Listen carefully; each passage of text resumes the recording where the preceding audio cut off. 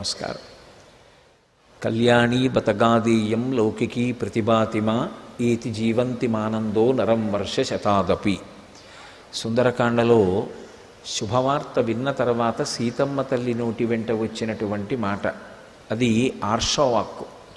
అందులో ఆ తల్లి జాతికి అంతటికీ కూడా సందేశాత్మకమైనటువంటి విషయాన్ని తెలియచేస్తోంది.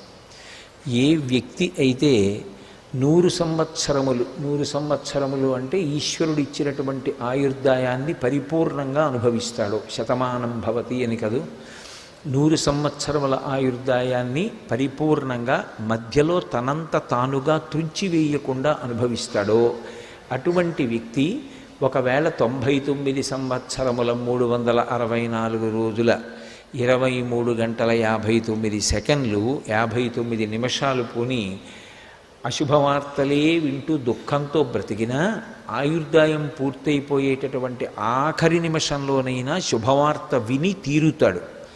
ఆ మాట ఆవిడ ఎందుకంటోంది అంటే దాని వెనకాతల వైదికమైనటువంటి సిద్ధాంతం ఒకటి ఉన్నది.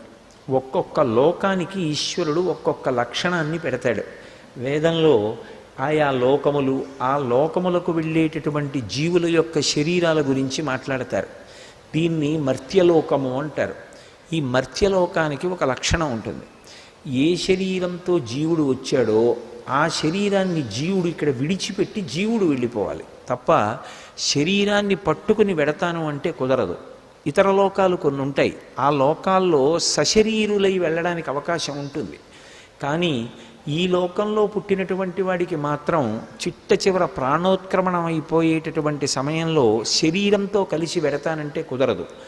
జీవుడు శరీరము నుండి నిర్గమించి శరీరం ఇక్కడ పడిపోతుంది, పంచభూతాల్లో కలిసిపోతుంది, తాను మాత్రం వెళ్ళిపోతాడు జీవుడు.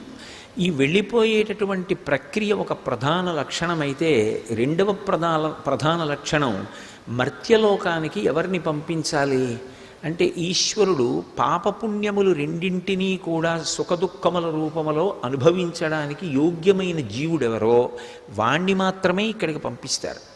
కేవలం పుణ్య ఫలితమే అనుభవించాలనుకోండి, వాళ్ళు ఈ లోకానికి రారు, వాళ్ళు దేవలోకానికి పెడతారు. ఎందుకంటే దేవతలు అందుకే త్రిదశులు అని పేరు, వాళ్ళకి వికారం ఉండదు.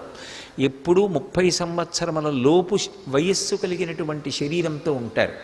అందుకని వాళ్ళు దేవలోకవాసులై ఉంటారు.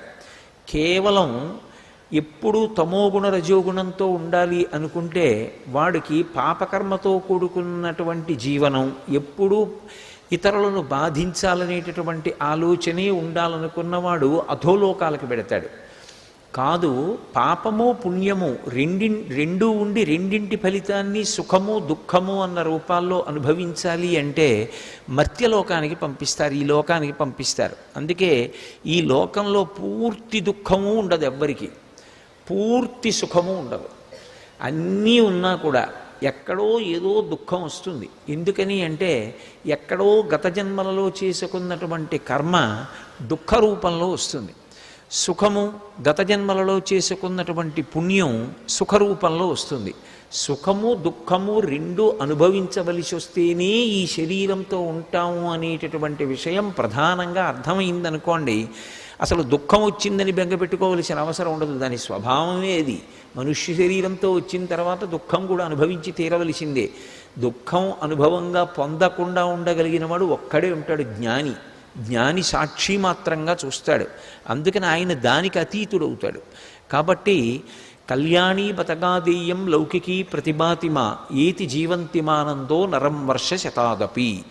100 సంవత్సరముల పాటు ఎన్ని కష్టాలు వచ్చినా తట్టుకొని నిలబడగలిగితే, ఆ ఓర్పు చూపించగలిగితే శుభవార్త వినకపోవడం అనేటటువంటిది మాత్రం ఉండదు. శుభవార్త విని తీరుతాడు అని సీతమ్మ, స్వామి హనుమ వచ్చి రామచంద్రమూర్తి యొక్క క్షేమవార్త చెప్పి తనని చాలా తొందరలోనే మళ్ళీ రాముడితో కలిసి పట్టాభిషేకం పొందేటటువంటి అవకాశం పొందుతుంది అని ఆమె ఆశ్వాసం పొందేటట్టుగా పలికినటువంటి పలుకులు విన్న తరువాత ప్రతిస్పందించినటువంటి తీరు ఇది.